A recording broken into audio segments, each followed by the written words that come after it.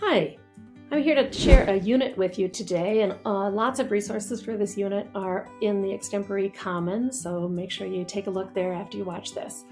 The unit is about learning strategies, and the target is intermediate low, intermediate mid, and those are the learners that I used it with. And you might be saying, learning strategies, wait a minute, that is not going to be very engaging for my students.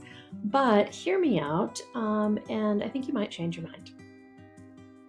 I wanted to do three things. I wanted to really build on my learners' assets. I wanted to know my learners better, to know what the assets were, and I wanted to personalize the learning. I wanted to give my learners voice in how they participated in the class. The culminating tasks for this were they wrote me an email telling me all the things that work best for them when they're learning. And then they also got to do an interpersonal where they gave advice to other learners.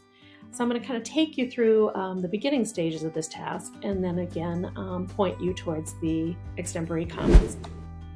So at the beginning, we were building some of the vocabulary and the phrases that they needed to use.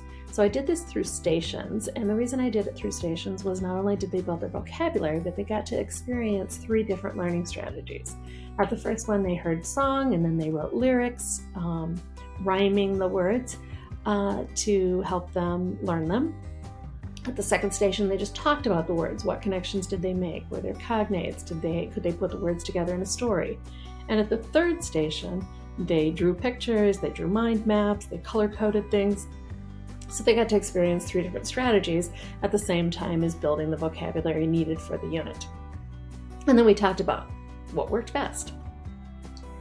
And after an interpretive task, there also was the presentational task and the interpersonal task. They wrote me an email, so I learned all about what works for them.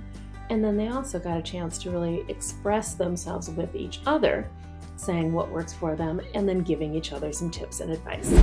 Check out the Extempore Commons under Lernstrategien, since the unit is written in German, and there are multiple sections there.